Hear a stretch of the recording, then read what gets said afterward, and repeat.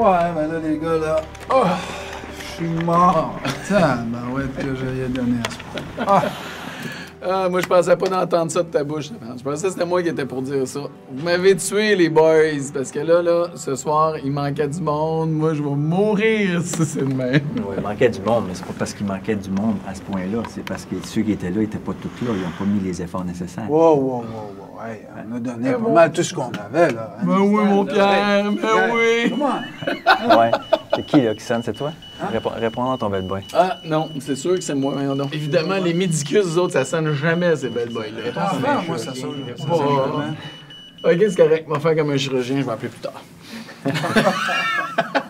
C'est quoi, ça? C'est pas étonnant. Non. Écoute, j'en ai eu une hier. Écoute, c'était déjà assez dramatique.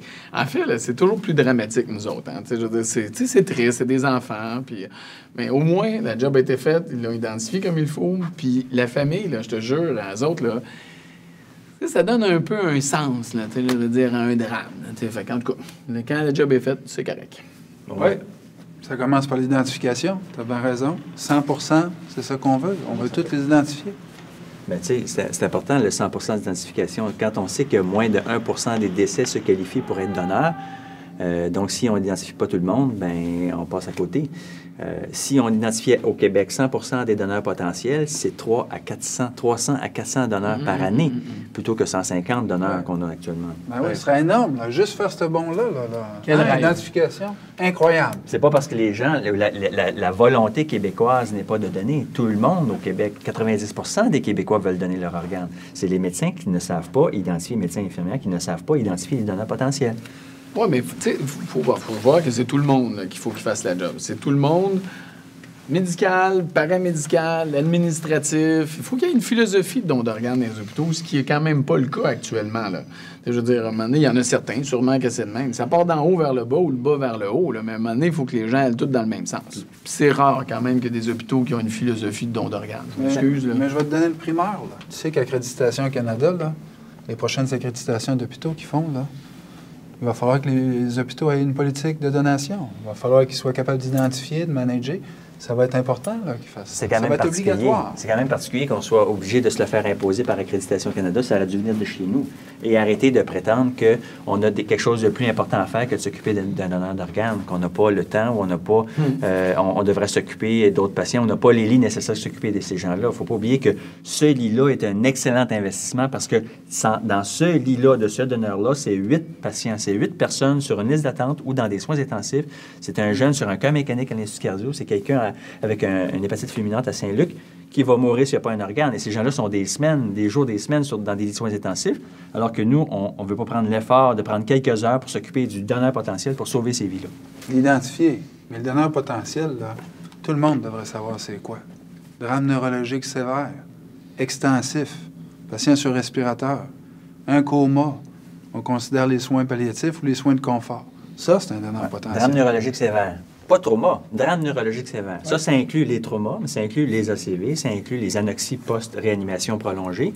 Il faut arrêter de prétendre qu'un hôpital qui n'est pas un centre de traumatologie n'a pas de donneur d'organes. Moi, depuis 3 ans, j'appelle dans plus de 50 hôpitaux, pendant la semaine du don d'organes, dans plus de 50 hôpitaux du Québec, j'essaie de rejoindre les présidents des comités de don d'organes des hôpitaux. Je me fais répondre dans plusieurs hôpitaux. On n'a pas de comité de don d'organes, ou notre comité n'est pas actif parce qu'on n'est pas un centre de trauma, on n'a pas de donneur d'organes. Erreur. Même dans les centres de traumatologie, la majorité des donneurs d'organes ne sont pas des patients traumatisés. Ah, mais ça, Pierre, c'est des mythes comme bien des mythes. Non, mais je te dirais que peu importe la manière que ça va être fait, tant mieux si au moins c'est fait. Parce que ça va peut-être permettre de passer par-dessus des mythes, des tabous que les gens ont. Ils en ont plein de tabous, là. Je veux dire que ce soit l'âge. On sait que nos donneurs, là, tu peux en avoir des hyper jeunes. Nous autres, on a eu à 2 semaines, puis on a eu des hyper vieux. Quel âge le plus vieux? 88 ans, imagine-toi, là. Hey. 72 ans, on donnait les poumons, le foie, les reins la dernière fois pour le même donneur. C'est certain qu'à 80 ans, c'est pas le donneur idéal. Mais à 80 ans, un foie est encore bon pour plusieurs dizaines d'années. Et si, sur la liste d'attente, on a un patient en hépatite fulminante aux soins intensifs de l'hôpital Saint-Luc qui va mourir s'il n'y a pas son foie dans les prochains 24-48 heures, bien, le foie de 80 ans, cette fois-là, va faire le travail.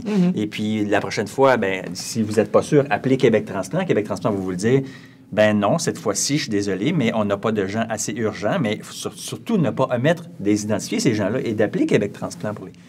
Oui, c'est vrai que des fois, Québec Transplant va répondre, bien là, on n'a pas de personnes assez urgentes pour nécessiter ce foie-là. Mais il ne faut pas omettre des appelés parce qu'il va arriver une fois où quelqu'un va mourir sur les attentes parce qu'on n'aura pas appelé Québec Transplant. Quand on se pose des questions, c'est primordial. Il faut les appeler. Quand on n'est pas certain, on leur donne un coup de fil. Ils sont toujours là. On aura 100 des donneurs comme ça, en appelant. Mais ça, c'est comme dire que les religions, là, il y en a qui sont contre là-dedans. C'est des mythes, ça aussi, là. Il y en a bien d'autres. Non seulement les religions ne sont pas contre le don, mais la très grande majorité des religions encouragent fortement le don. Toutes les religions que vous connaissez encouragent fortement le don.